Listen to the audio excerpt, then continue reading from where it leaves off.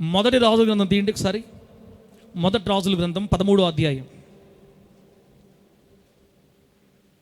మొదటి రాజుల గ్రంథం 13వ అధ్యాయం మొదటి వాక్యం నుండి కొన్ని వచ్చి చదువుతాం. తిప్పనా? రైట్. మొదటి రాజుల గ్రంథం 13వ అధ్యాయం మొదటి నుండి 10 వాక్యాలు చదవాలి. చదవతా, ఇబ్బంది లేదు. పెట్టుమా. మొదటి రాజుల గ్రంథం 13వ అధ్యాయం మొదటి నుంచి. అంతటా దైవజనుడైన ఒకడు యెహోవా చేత సెలవునుంది యూదా దేశము నుండి బేతేలునకు వచ్చెను. ధూపము వేయుటకై యరొబాము ఆ బలిపీఠమునొద్ద నిలిచి ఉండగా ఆ దైవజనుడు యెహోవా ఆజ్ఞ చేత బలిపీఠమునకు ఈ మాట ప్రకటన చేసెను. బలిపీఠమా, బలిపీఠమా, యెహోవా సెలవిచ్చినదేమనగా, దావీదు సంతతిలో యోషియా అను ఒక శిశువు పుట్టును. నీ మీద ధూపము వేసిన ఉన్నత స్థలము యొక్క యాజకులను అతడు నీ మీద అర్పించును. అతడు మనుష్య శల్యములను నీ మీద దహనము చేయును. తర్వాత, ఈ బలిపీఠము బద్దలైపోయి దాని మీద నున్న బుగ్గి ఒలిగిపోటయే యెహోవా ఇచ్చు సూచన అని చెప్పి ఆ దినమున ఆ ప్రవక్త సూచన ఒకటి ఇచ్చెను. బేతేలు నందున్న బలిపీఠమును గూర్చి ఆ దైవజనుడు ప్రకటించిన మాట రాజైన యరొబాము విని బలిపీఠం మీద నుండి తన చెయ్యి చాపి వానిని పట్టుకొనుము అని చెప్పగా అతడు చాపిన చెయ్యి ఎండిపోయెను. దానిని వెనుకకు తీసుకొనుటకు అతనికి శక్తి లేకపోయెను. మరియు యెహోవా సెలవు ప్రకారం దైవజనుడిచ్చిన సూచన చొప్పున బలిపీఠము బద్దలు కాగా బుగ్గి దాని మీద నుండి ఒలిగిపోయెను. అప్పుడు రాజు, నా చెయ్యి మునుపటి వలె బాగుపడినట్లు నీ దేవుడైన యెహోవా సముఖమందు నా కొరకు వేడుకొనుమని ఆ దైవజనుని బతిమాలుకొనగా దైవజనుడు యెహోవాను బతిమాలుకొనిన గనుక రాజు చెయ్యి మరలా బాగై మునుపటి వలె ఆయను. అప్పుడు రాజు, నీవు నా ఇంటికి వచ్చి అలసట తీర్చుకునము, నీకు బహుమతి ఇచ్చేదనని ఆ దైవజనుడితో చెప్పగా దైవజనుడు రాజుతో ఇట్లనేను, నీ ఇంటిలో సగం నువ్వు నాకు ఇచ్చిన నీతో కూడా నేను లోపలికి రాను. ఈ స్థలమందు నేను అన్నపానములు పుచ్చుకొనను.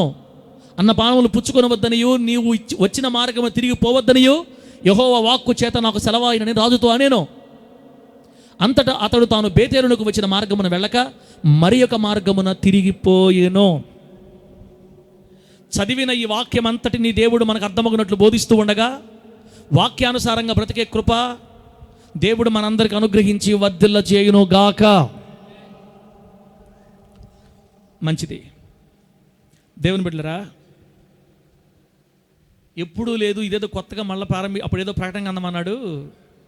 ప్రకటన గ్రంథం 5 అధ్యాయాలు చెప్పి ఊరిచ్చి మళ్ళా ఏం తెలియని వాళ్ళలాగా ఆ మాటలు ఈ మాటలు ఆ వాక్యాలు ఈ వాక్యాలు చెప్పుకుంటూ వచ్చాడు. సరే పోనీ ఇంకేం చేద్దామని గమ్ముగైపోయామో. ఇప్పుడు మళ్ళా ఇంకోటి ఎత్తుకున్నాడు. ఇప్పుడు ఇశ్రాయేలు రాజుల చరిత్ర అంట, ఇది ఎంతకాలం చెప్తాడో. మేము అనుకున్నాం ఎందుకు మమ్మల్ని లేనిపోరు మాటలు మా మీద ఎత్తుకుంటావు నువ్వు అనుకోరులేమ్మా. కొంతమంది మైండ్లో కలగద్దేమోనని. ప్రకటన గ్రంథం ఆపడానికి కారణాలు ఏంటో నేను మరలా చెప్తాను మీకు. లోపల పరిశోధన జరుగుతుంది. మీకు చెప్పే కాడికి నిజమైంది పట్టుకోరావాలా. చాలా సిద్ధాంతాలు ఉన్నాయి. ఒకరట్టు అంటారు. నాకు క్లారిటీ వస్తే మీకు చెప్పాలని నేను దాన్ని టాప్ పెట్టాను. సరే, అది పక్కన పెట్టండి. ఇజ్రాయేలు రాజుల చరిత్ర ఇప్పుడు మీకు ఎందుకు స్టార్ట్ చేశానంటే, కొరింథీ పత్రికలో పౌలు గారు ఒక మాట చెప్తారు. అదేంటంటే, పూర్వం ఉన్నటువంటి భక్తిపరులకి లేదా బైబిల్ గ్రంథంలో రాయబడిన మనుషుల పేర్లు కానీ మనుషులు కానీ దేవుని ప్రజలైన కావచ్చు దుష్టులైన కావచ్చు, బైబిల్ గ్రంథమందు రాయబడిన మనుషుల చరిత్రలు వారికి దృష్టాంతాలుగా అప్పట్లో సంభవించాయి. దేవుడు వాటిని బైబిల్లో ఎందుకు రాయించాడంటే, యుగాంతమందున్న మనకి బుద్ధి కలగడానికి రాయించాడు దేవుడు.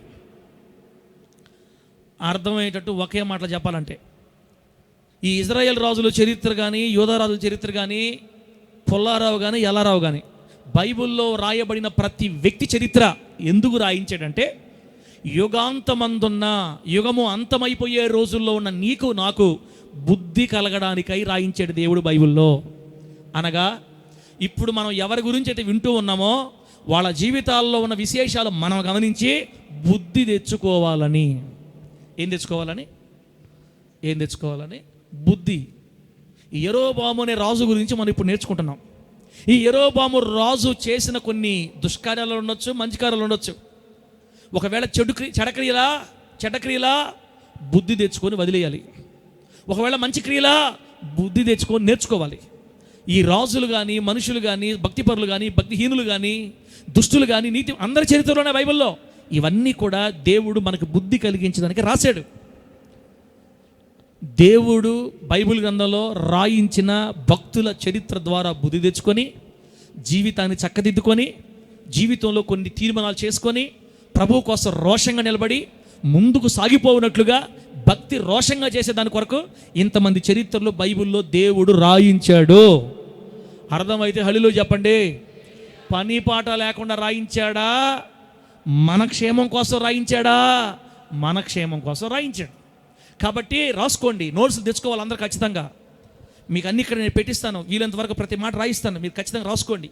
ఈరోజు రాసుకునే తక్కువ ఉందిలే, మామూలుగా అయితే మీకు నేను పెట్టిస్తా, అన్నీ రాసుకోవాలా, బుద్ధి తెచ్చుకోవాలి.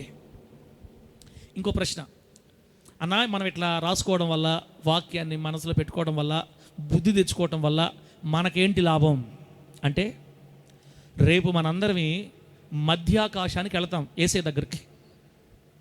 మధ్యాకాశంలో మనకేం జరగదు చెప్పండి? తీర్పు. కొందరు మధ్యాకాశం అంటున్నారు, కొందరు పరలోకం అంటున్నారు. అందుకే నేను ప్రకటన ఎందుకు పోవట్లేదంటే అన్నీ మొత్తం పట్టుకురావాలి. మళ్ళీ కొందరేమో మధ్యాకాశం అంటే బైబిల్లో పౌలు గారు మధ్యాకాశానికి కొనిపోతామంటున్నాడు. కొంతమంది పాస్టర్లు ఏమంటారంటే సంఘం అంతా పరలోకం తీసుకెళ్తాడు, అక్కడ తీర్పు తీర్చి అక్కడ మనకి స్థాయిలు నిర్ణయిస్తాడు, అక్కడ మనకి ఏ అధికారం అని కొంతమంది వాదన. మధ్యాకాశంలోనైనా పరలోకంలోనైనా పెద్ద మనకి విశేషం ఏం లేదు, ఇబ్బంది ఏం లేదు. కానీ మన అందరం తీర్పులో నిలబడాలి. బాగానండి. ఈరోజు దేవుని వాక్యం విన్నప్పుడు బుద్ధి తెచ్చుకొని, జీవితాన్ని చక్కదిద్దుకొని, గట్టి తీర్మానం తీసుకొని ప్రభు కోసం రోషంగా నిలబడిన వాళ్ళకి పరలోకంలో బహుమానాలు ఎక్కువగా వస్తాయి. ఆమేన్ చెప్పండి గట్టిగా. దేవుని వలన మెప్పు కలుగుతుంది పరలోకంలో మనకి. బుద్ధి తెచ్చుకొని, చక్కదిద్దుకొని, జాగ్రత్తగా బతికిన వాళ్ళు ప్రభు దగ్గర బహుమానాలు పొందుకుంటారు. ఇప్పుడు స్కూల్లో కానీ, మన చర్చిల్లో క్రిస్మస్ అప్పుడు కానీ, పాటల పందెంలో, పాటల పోటీల్లో ఫస్ట్ ప్రైజ్ వచ్చిన పాప హేమి మా ఫస్ట్ ప్రైజ్ రండి తీసుకోండి అన్నప్పుడు చప్పలు కొట్టా అని అందరూ చప్పలు కొడతా ఉంటారు. ఈ చప్పలు కొట్టేటప్పుడు ఆ పాప వచ్చి ప్రైజ్ తీసుకుంటుంది. అప్పుడు హేమి ఏమనుకుంటుంది? ఏంద్రా నాకు ఈ కర్మ అనుకుంటుందా? అనుకోదు. అదొక ప్రౌడ్ మూమెంట్ అనమాట, ఒక ఆశీర్వాదకరమైన సమయం అది. అందరూ చప్పలు పొగడతా ఉంటే వారి మధ్యలోకి మనం వెళ్ళి బహుమతులు తీసుకోవటం, గిఫ్ట్ తీసుకోవటం భూమి మీద ఎంత సంతోషం వేస్తుందో. కోటాను కోట్ల మంది పరిశుద్ధుల మధ్య ఇంగ్లీష్ వాళ్ళు, అమెరికా వాళ్ళు, ఫ్రెంచ్ వాళ్ళు, బాప్టిస్ట్ కదలే, ఈ ఆస్ట్రేలియా వాళ్ళు, ఆఫ్రికా వాళ్ళు, నల్లోళ్ళు, తెల్లోళ్ళు, పసుపోళ్ళు, అందరూ కోటాను కోట్ల మంది భూమి మీద ఉన్న పరిశుద్ధులు అందరూ అక్కడ నిలబడుకొని చప్పలు కొడుతుంటే దేవుడు నీ పేరు నా పేరు పిలిచి మనకు బహుమతులు ఇవ్వాలంటే ఏ రోజు వాక్యం ఆ రోజే ఖతం హో గయా, ఖతం హో గయా, ఆ గయా హై, హో గయా హై. వాక్యం రావాలి, వాక్యం పోవాలి మనలో నుంచి. ఇటు వాక్యం ఆగయా, ఇటు వాక్యం హోగయా. గుర్తుపెట్టుకోకూడదు మనం వాక్యం మర్చిపోవాలా అని అనుకుంటున్నారా? జాగ్రత్త అమ్మా. ఈ భూలోకంలో మనం దేవుని కోసం చేసుకున్న తీర్మానాలు, నడుం కట్టుకున్న విధానం, ప్రార్థనా జీవితం, పవిత్రత, ఉపవాసాలు అన్నిటికీ లెక్క ఉంది అక్కడ. బైబిల్ ఒక మాట ఏముందంటే, నరులు చేసిన క్రియలు అవి మంచివైనా సరే చెడ్డవైనా సరే అన్నిటిని దేవుడు తీర్పులోని తెస్తాడు. ప్రసంగి గ్రంథం లాస్ట్ అధ్యాయంలో నీ మాట, ఎవనుడా నీ ఇష్ట ప్రకారం బ్రతుకు, కానీ దేవుడు వీటన్నిటిని బట్టి నిన్ను తీర్పులోనికి తెచ్చునని మర్చిపోవద్దు అన్నా. ఈరోజు నువ్వు రోజు 3 పూట్ల ప్రార్థన చేస్తున్నావు, అందరు ఎగతాలు చేస్తున్నారు నిన్ను. నీకు తెలుసా, ఒకవేళ ఈ భూలోకంలో నువ్వు పేదవాడిగా బతకొచ్చు, రేపు మధ్యాకాశంలోకి వెళ్ళిన తర్వాత కోటాను కోట్ల మంది పరిశుద్ధులని చప్పట్లు కొడతా ఉంటే నీవు చేసిన నువ్వు పడ్డ కష్టం, ఈ 70 సంవత్సరాల భూమి మీద నువ్వు బ్రతికిన కాలంలో నువ్వు దేవుని కోసం పడ్డ కష్టం, ఛార్జీలు పెట్టుకొని వస్తున్నావు, ఆరోగ్యం బాగలేకుండా వస్తున్నావు, కష్టపడుతున్నావు, పరిచయం చేస్తున్నావు, సాంబార్లు వండుతున్నావు, అన్నాలు వండుతున్నావు, ఉపవాసాలు ఉంటున్నావు. మనుషులు ఎవరు గుర్తించటాన్ని కష్టాన్ని పరలోకంలో దేవుడు అన్నీ రాసి పెట్టుకుంటున్నాడు మొత్తం. వారి సహకారుల పేర్లు జీవగ్రంథంలో రాయబడి ఉన్నాయని బైబిల్ చెప్తుంది. దేవుని పరిచర్యలో సహకరించే ప్రతి పేరు జీవగ్రంథంలో దేవుడు రాసిపెట్టి ఉన్నాడు. మీ కష్టమంతా క్యాప్చర్ చేయబడుతుంది. వీటన్నిటిని అందరికీ చూపించి రేపు మనం పడ్డ కష్టాన్ని బట్టి దేవుడు మన పేరు అనౌన్స్ చేసి మనకు గిఫ్ట్ ఇస్తుంటే స్వయంగా యేసయ్య తన సొంత చేతులతోనే మనకు గిఫ్ట్లు ఇస్తాడు. సాపలు కొట్టండి గట్టిగా, ఫోటో ఫోటో. యేసయ్య యేసయ్య స్తోత్రాలు, బ్రేక్ స్తోత్రాలు హల్లెలూయా అని ఇప్పుడు అంటున్నాం. ఆయన చూడకుండా మనం ఆయన ఆరాధిస్తున్నాం. రేపు కన్నులారా మన ప్రభు ముఖం చూస్తాం. ఆయన పేర్లు పెట్టి మనల్ని పిలిచి హత్తుకుంటాం, మనకు ప్రైజులు ఇస్తుంటే చాలదా ఈ జీవితానికి? ఇక్కడ కానీ నువ్వు వాక్యం ఆగయా హోగయా అని బతికావా, ఆడ నీ పేరు యేసయ్య నోట్లో పద్మక, నీ పేరు యేసయ్య నోట్లో తుమ్ జానా హై హో హాగా హై, అంతే. నేనేమన్నానో నాకే తెలియదు, మళ్ళీ వేరే తీసుకోబాకండి. నేనేం చెప్పదలుచుకున్నానంటే, మనకు బుద్ధి కలగడానికి ఈ రాజుల చరిత్రలు కానీ అన్ని రాయబడ్డాయి. ఈరోజు యెరోబాములో నుంచి కొన్ని విషయాలు నేర్చుకున్న వాటిని మనసులో రాసుకుందాం, మనసు మీద రాసుకున్న వాటిని అనుసరించి నడద్దాం. రేపు పరలోకంలో బహుమానాలు ప్రభు దగ్గర పొందుకుందాం. దేవుడి మాటలు మనకు ఆశీర్వాదకరంగా మార్చును గాక. చెబుతాం గట్టిగా హల్లెలూయా. బిడ్డలారా, ఇప్పుడు మనం చదువుకుంది ఇజ్రాయేలు రాజ్యానికి మొట్టమొదటి రాజు. బాగా వినండి. సొలొమోను చేసిన పాపాన్ని బట్టి, సొలొమోను ఏం పాపం చేశాడు? మధ్య వయసు వరకు నమ్మకంగా దేవుళ్ళు జీవించాడు. వృద్ధాప్యంలోకి వచ్చేసిన తర్వాత తాను చేసుకున్న విస్తారమైన భార్యలు, ఇంచుమించుగా అఫీషియల్గా 1000 మంది భార్యలు ఆయనకి. చెప్పండి, అఫీషియల్గా ఎంతమంది భార్యలు? 300 మంది భార్యలు, 700 మంది ఉపపత్నులు అఫీషియల్గా. అన్అఫీషియల్గా ఇంకా చాలామందిని ఉంచుకుంటూ వచ్చాడని బైబిల్ రాసింది. మరి ఎందుకో మరి ఆయన ఇష్టం, అది మనం అడగకూడదు అవన్నీ. ఆయన డబ్బు ఉంది, దేవుడు ఐశ్వర్యం ఇచ్చేశాడు, జ్ఞానం ఇచ్చేశాడు. మీకు విషయం తెలుసా? ఏమనుకోబాకండి, బైబిల్లో సొలొమోను గారి జ్ఞానాన్ని చూడడానికి వచ్చింది ఒక రాణి. ఎవరు చెప్పండి?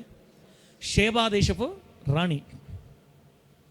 షేబా దేశం అంటే ప్రస్తుతం బహ్రెయిన్ దేశం.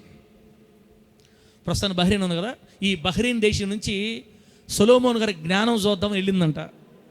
మన మహానుభావుడు ఎంత గొప్పవాడంటే, చూద్దామని పోయినామని పెళ్లి చేసుకున్నాడు.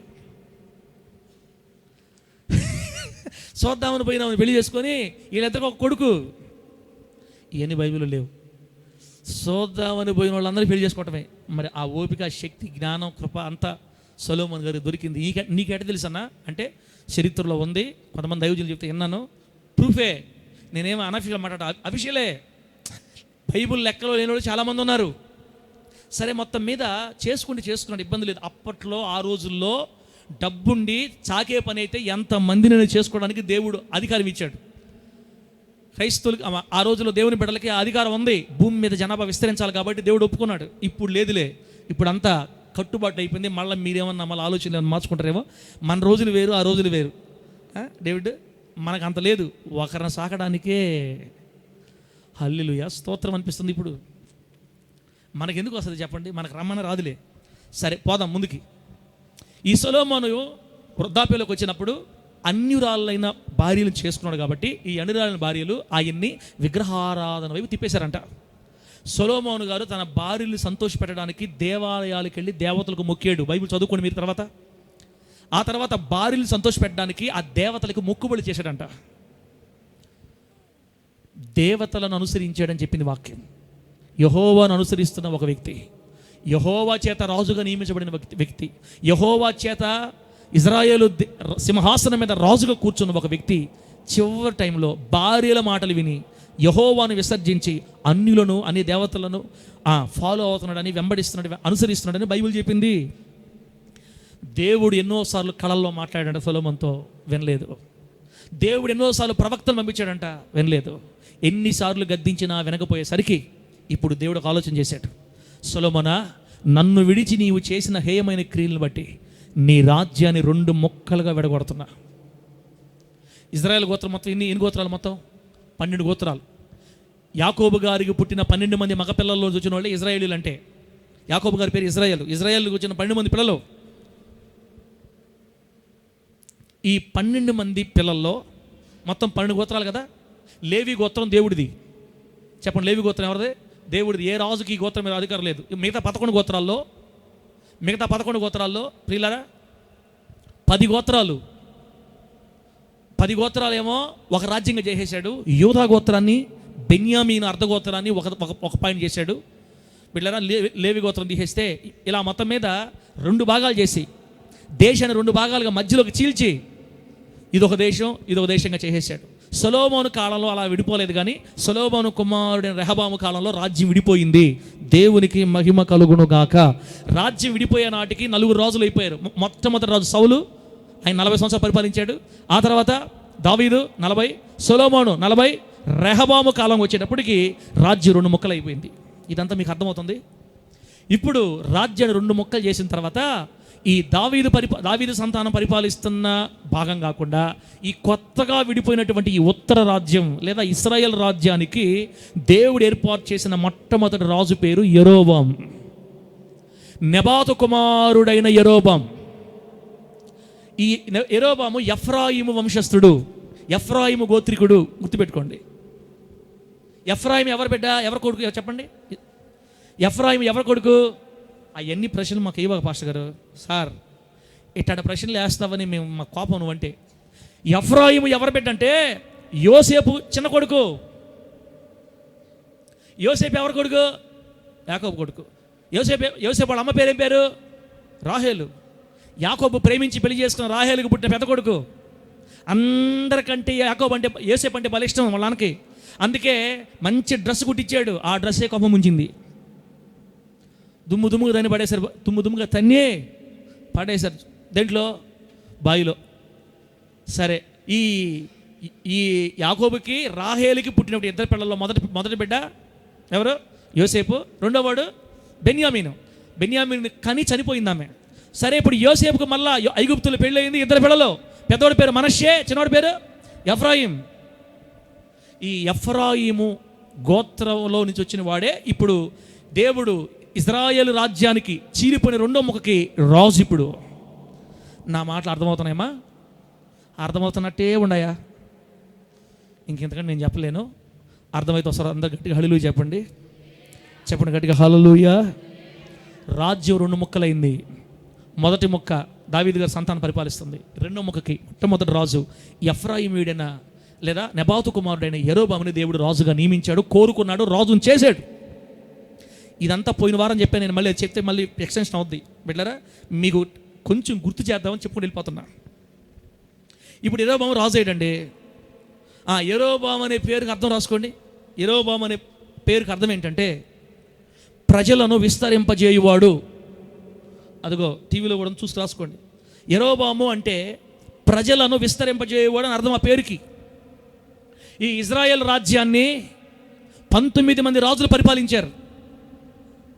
అది కూడా రాసుకో. ఇజ్రాయెల్ రాజ్యాన్ని మొత్తం 19 మంది రాజులు పరిపాలించారు. ఎంతకాలమో తెలుసా? 209 సంవత్సరాలు పరిపాలించారు మొత్తం ఇజ్రాయెల్ రాజ్యాన్ని. అనగా ఈ 2వ ముక్కని 19 మంది రాజులు 209 సంవత్సరాలు పరిపాలించారు. దక్షిణ ముక్క ఉందే, దావీదు సంతానం పరిపాలిస్తున్న రాజ్యం ఉందే, యోధా రాజ్యం ఉందే, దానిని 20 మంది రాజులు పరిపాలించారు. 345 సంవత్సరాలు పరిపాలించారు అక్కడ. ఇశ్రాయేల్ రాజ్యాన్ని అనగా ఉత్తరపు రాజ్యాన్ని 19 మంది రాజులు 209 సంవత్సరాలు పరిపాలించారు. దావీదు గారి సింహాసనాన్ని 20 మంది రాజులు 345 సంవత్సరాలు పరిపాలించారు. ఇంకా నేను చెప్పలేను, ముందుకెళ్దాం.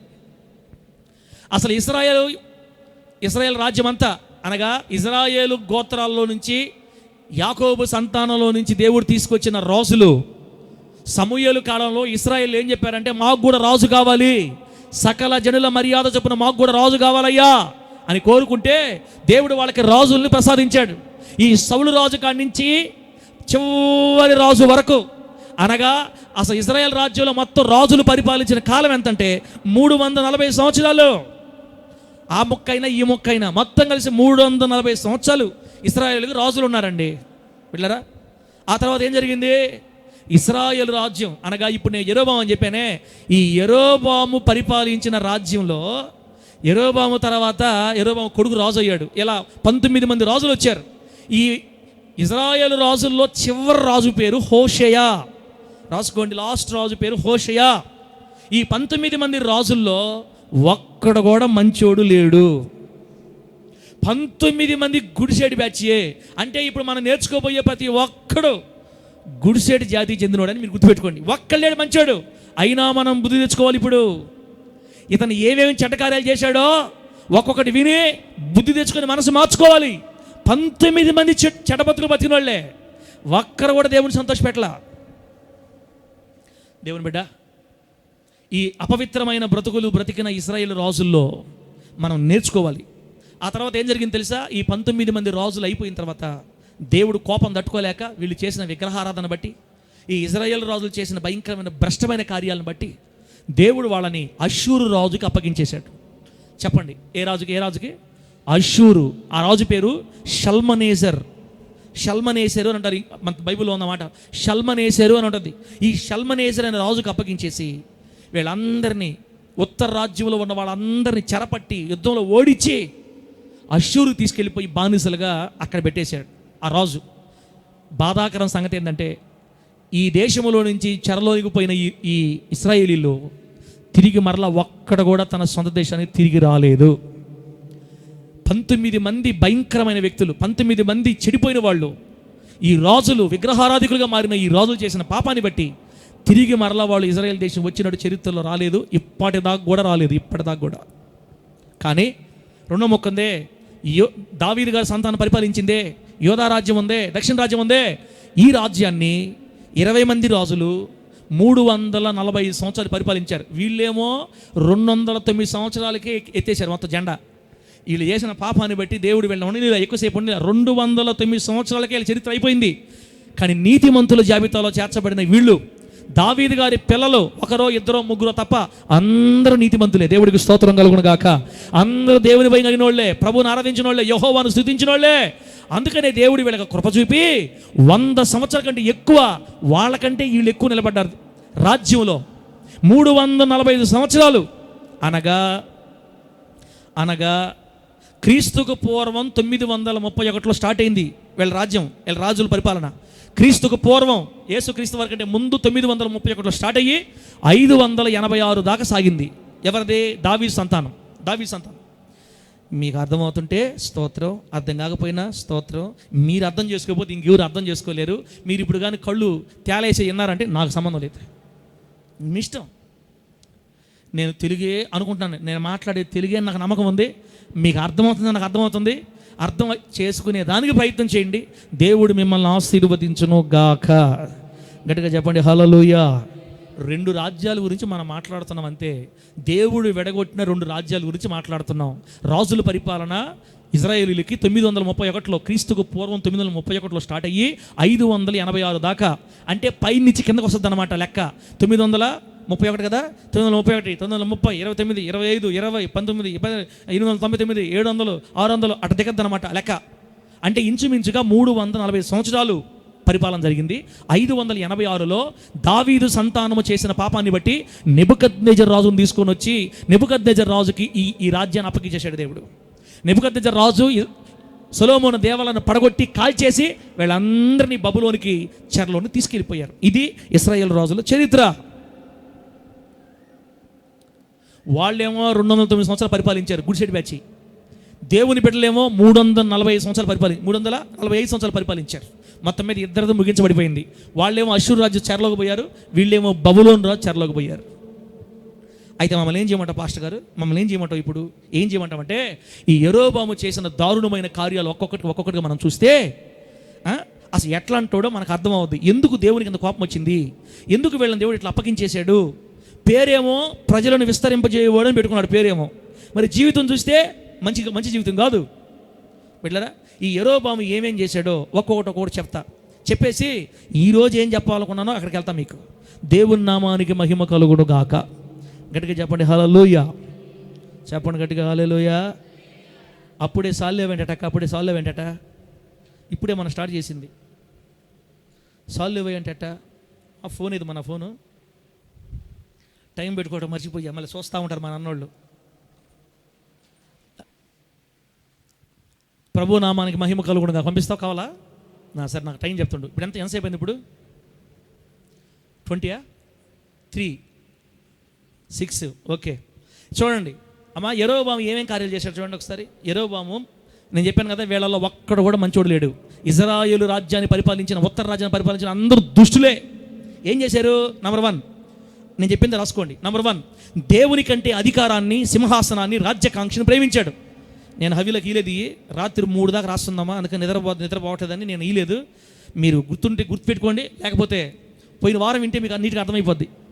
నంబర్ 1, దేవుని కంటే అధికారాన్ని ప్రేమించాడు, దేవుని కంటే రాజ్యకాంక్షను ప్రేమించాడు, దేవుని కంటే సింహాసనాన్ని ప్రేమించాడు. 1. రెండోది, మనుషులకు భయపడి దేవుణ్ణి విడిచిపెట్టాడు. అనగా ఇజ్రాయేలు ఉత్తర రాజ్యంలో ఉన్న ప్రజలు సొలొమోను మందిరంలోకి వెళ్ళి ఆరాధిస్తే అక్కడ రెహబాము రాజుతో కలిసిపోయి మరలా తిరిగి వచ్చి నన్ను నమ్మించి నన్ను చంపి దేశాన్ని వాళ్ళకి అప్పగిచ్చేస్తారని భయపడిపోయి, దేవుడి దగ్గరికి వెళ్ళిన ప్రజలు నన్ను ఎక్కడ మోసం చేస్తారని భయపడి మనుషులకు భయపడి దేవుణ్ణి విడిచిపెట్టాడు. 2. 3. వీళ్ళని ఆ మందిరం దాకా బానీయకుండా ఇక్కడే ఆపేయాలి అని ఆశపడి యెహోవా దేవుని ఆరాధిస్తున్న ప్రజల దగ్గరికి 2 దూడలు తీసుకొచ్చాడు. పోత పోసిన దూడలు తీసుకొని వచ్చి, ఇశ్రాయేలీయులారా, మనల్ని ఐగుప్తులో నుంచి ఇక్కడ దాకా నడిపించిన దేవుడు ఇవే, ఈ దోళ్లే అని ఇజ్రాయేలీయులని, యెహోవా దేవుని అనుసరిస్తున్నటువంటి ఇజ్రాయేలీయుల్ని విగ్రహారాధన వైపు తిప్పేశాడు. మనోడు ఎంత మంచోడో! ప్రజలని విగ్రహారాధన వైపుకు మరల్చాడు. 3. ప్రజలను విగ్రహారాధన వైపు తిప్పి యెహోవాను విసర్జించేటట్లు కారకుడయ్యాడు. దేవుడు కోపం వస్తుందా, ప్రేమ వస్తుందా? చెప్పండి. దేవుడు కోపం వస్తుందా, ప్రేమ వస్తుందా? ఎంత బాగా కళ్ళు మూసుకుంటారక్క, షబాష్. నాకు తెలుసు ఇట్లాంటి వాక్యాలు ఏదైతే మీరు ఖచ్చితంగా జోలపాట నేను చెప్పాలనుకుంది ఇది కాదు. అసలు నేను చెప్పాలనుకున్న పాయింట్ దగ్గరికే పోలా. ఇవన్నీ చెప్పకుండా మీకు మెయిన్ పాయింట్కి వెళ్ళిపోతే మీకు అర్థం కాదని నేను ఇది చెప్పుకుంటూ వస్తున్నా. ఇంకా నేను చెప్పాలనుకున్న 2 పాయింట్లకి పోలా. మనం జస్ట్ అతను చేసిన విషయాలు చెప్తున్నాను నేను. 3 చెప్పా. 1, దేవుని కంటే అధికారాన్ని, రాజ్యకాంక్షని, సింహాసనాన్ని ప్రేమించాడు. 2, మనుషులకు భయపడి దేవుని విడిచిపెట్టేశాడు. ప్రజల్ని విగ్రహారాధన వైపు మరల్చి యెహోవాను విసర్జించినట్టుగా చేశాడు. 4, కొత్త దేవుళ్ళని సృష్టించి కొత్త యాజకులు, పాస్టర్లు ఆయన ఏర్పాటు చేశాడు, పూజారుల్ని. ఒరే, ఇది ఎవరి రాజ్యం? యెహోవా రాజ్యం. యెహోవా రాజ్యంలో యెహోవాయే పూజించబడాలి. నువ్వెవడురా కొత్త దేవుళ్ళని తీసుకురావడానికి? కొత్త దేవుళ్ళని తెచ్చి ఆ కొత్త దేవుళ్ళకి కొత్త పాస్టర్లు కదే పూజారులు పెట్టాడు. అంత ఈయనిష్టమే, రాజు కదా, అంత ఈయనిష్టమే. కొత్త దేవుళ్ళు, కొత్త పూజారులు. యెహోవా దేవుని హృదయం మండిపోతుంది. ఒరే, వీడిని నేను రాజుగా కోరుకొని ఎక్కడో పడిన వాడిని తీసుకొని వచ్చి హెచ్చించి సింహాసనం ఇచ్చి రాజుని చేస్తే నన్ను విసర్జించి దూడలను పెట్టి దేవతలను పెట్టాడే అని ఆయన బాధపోతున్నాడు. 4 అయిపోయిందా?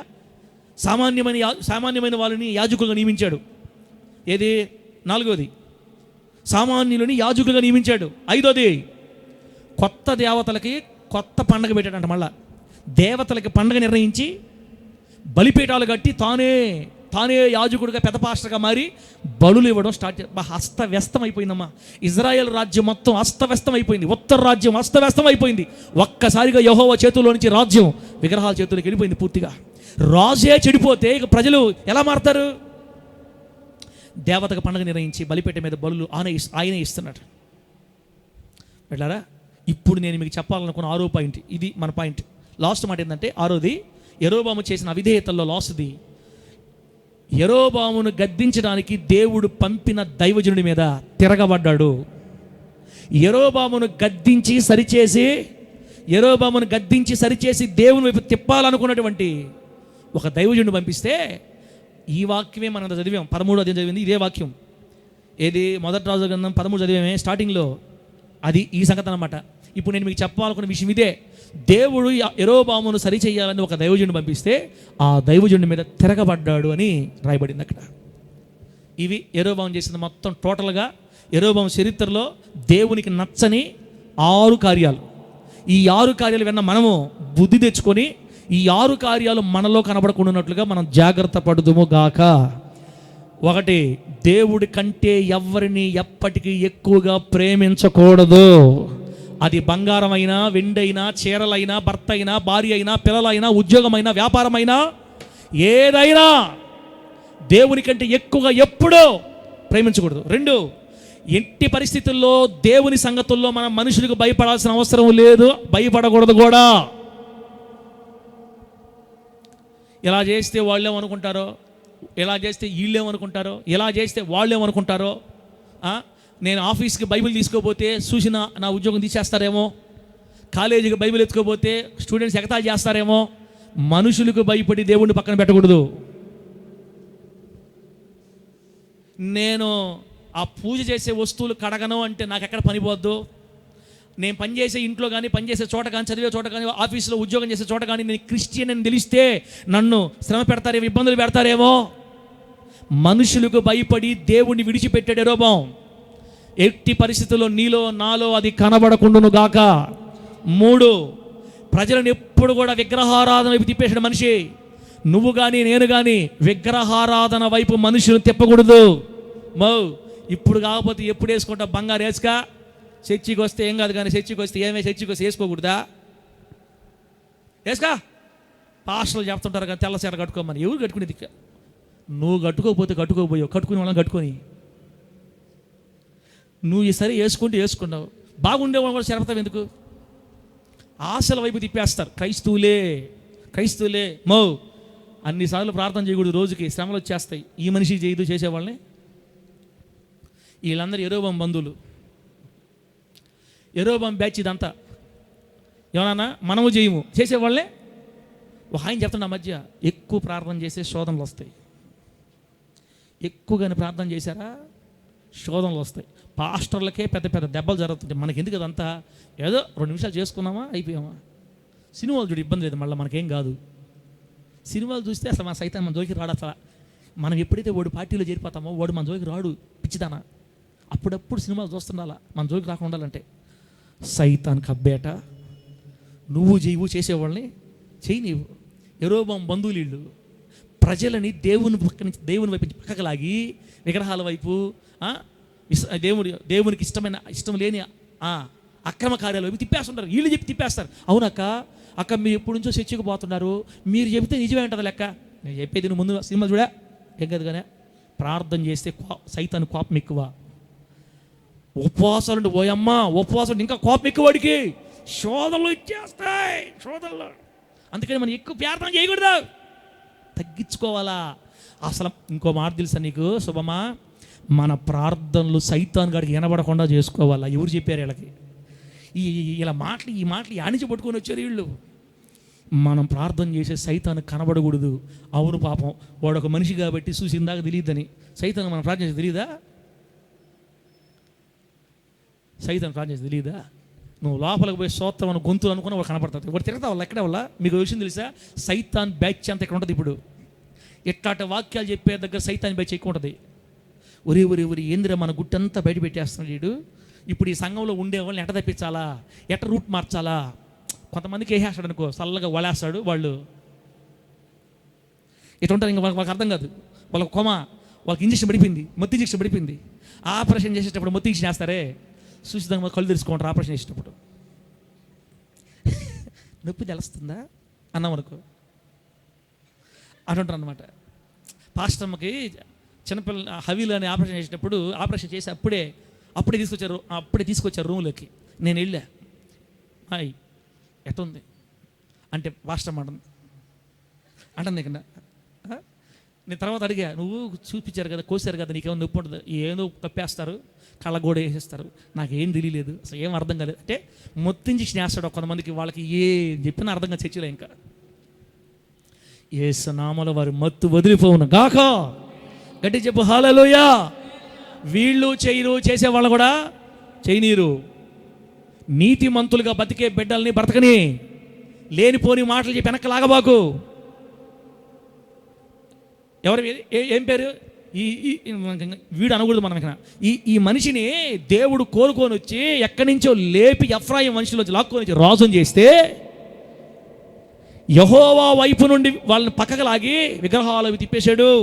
జాగ్రత్త బిడ్డ, జాగ్రత్త. అవసరమైతే భక్తిలో ఎదిగించే మాటలు చెప్పు, లేకపోతే సైలెంట్గా ఉండు. నువ్వు లెక్క చెప్పాలి దేవుడు తర్వాత రోజుల్లో బిడ్డరా. తర్వాత సామాన్యులని యాజకులుగా, పూజారులుగా చేశాడు.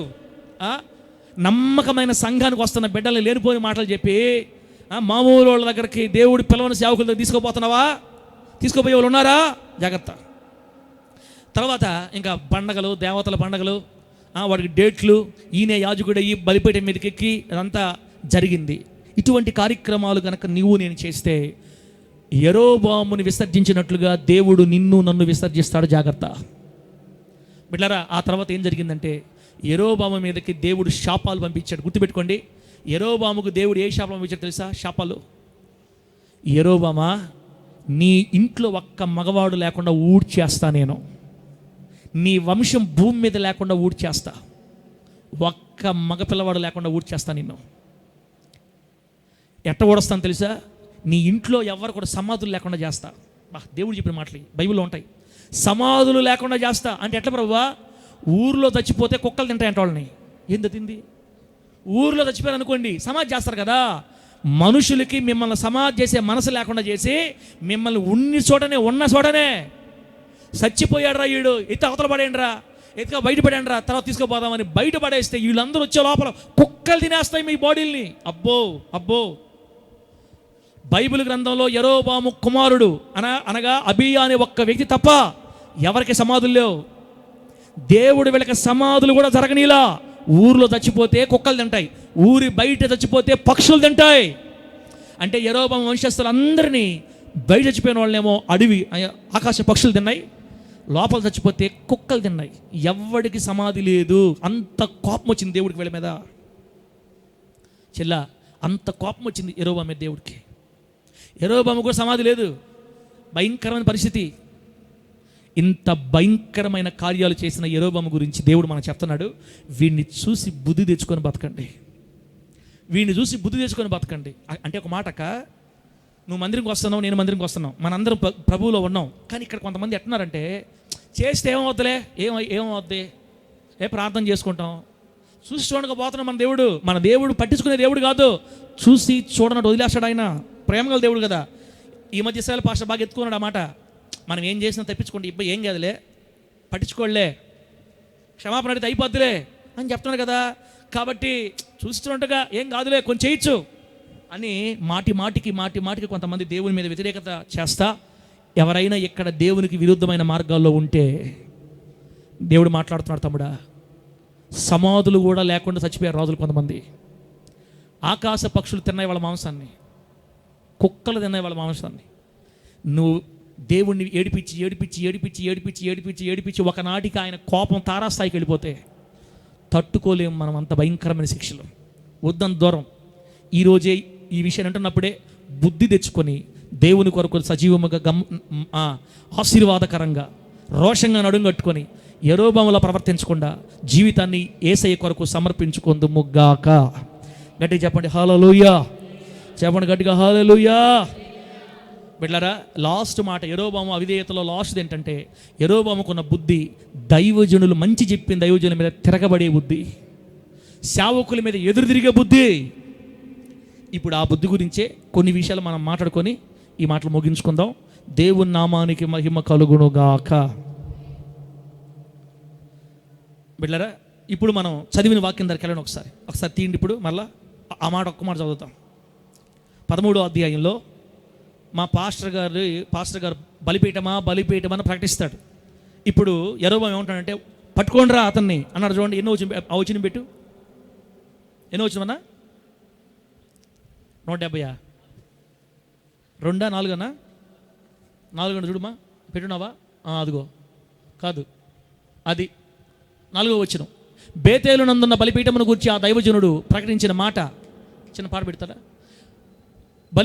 బేతేలు నందున్న బలిపీఠమును గురించి ఆ దైవజనుడు ప్రకటించిన మాట రాజైన యెరోబాము విని బలిపీఠం మీద నుండి తన చెయ్యి చాపి వానిని పట్టుకోమని చెప్పగా అతడు చాపిన చెయ్యి ఎండిపోయెను, దానిని వెనుకకు తీసుకున్నట్టుకు అతనికి శక్తి లేకపోయెను.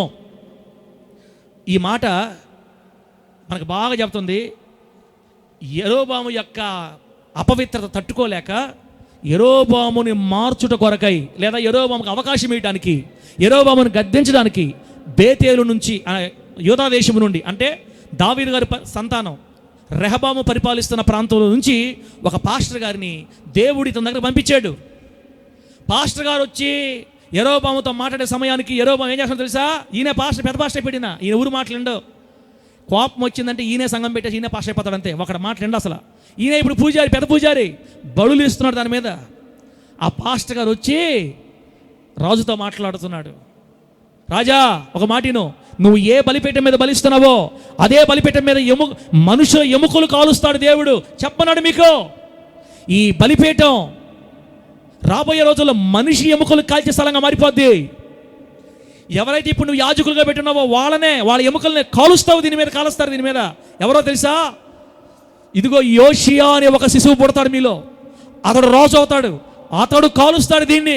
నేను చెప్పిన మాటలు నెరవేరుతాయనే దానికి అర్థం ఏంటంటే, రుజువు ఏంటంటే, ఇప్పుడు నువ్వు నిలబడినటువంటి ఆ బలిపీఠం బద్దలై దాని మీద నా బుగ్గి ఉలిగిపోద్ది అని చెప్పాడు. అంటూ చూస్తూ ఉండగానే అతను చెప్పినట్టుగా బలిపీఠం బద్దలైపోయింది, ఆ బుగ్గి ఉలిగిపోయింది. ఇదంతా చూస్తున్న రాజు ఏమంటాడంటే, ఏమరా నీకు యెహోవా చెప్పాడా దీని మీద మనుషులు కాలుస్తారా? ఆయన కాల్చే తర్వాత ముందు నేను నిన్ను కాలుస్తాను రని చేయి చాచి రేయ్ పట్టుకొని రా అతన్ని అన్నాడు. పాస్టర్ని పట్టుకోరా, వాడు పట్టుకో అన్నాడు. బిడ్డలారా, పట్టుకోవడానికి వెళ్తున్నారు.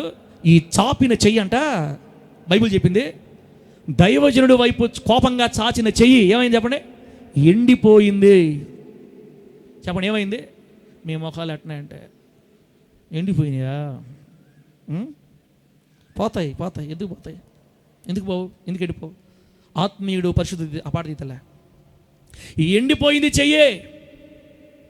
ఎండిపోవడం అర్థం ఏంటంటే చెయ్యి సన్నగా అయిపోద్ది. చూడండి, అదొక రాగం. ఊచకాళ్ళు చేతులు అంటల్లా బైబిల్లో మాట, సన్నగా ఉంటాయి చెయ్యిలు. కొంతమందికి చెయ్యిలు ఎండిపోయిన అంటే చర్మం లేచిపోతుంటుంది. చూడండి, తెల్లగా లాగిది వచ్చేస్తూ ఉంటుంది చర్మం. చెయ్యి సన్నగా అయిపోయి చర్మం లేస్తే ఒక్క నిమిషంలో మారిపోయి చెయ్యి అట్లాగా. సేవకుడు వైపు చెయ్యి ఎత్తాడు, ఎండిపోయింది అంతే, సన్నగా అయిపోయింది. లాగితే బోజర వచ్చేస్తుంది, నిమిషమే.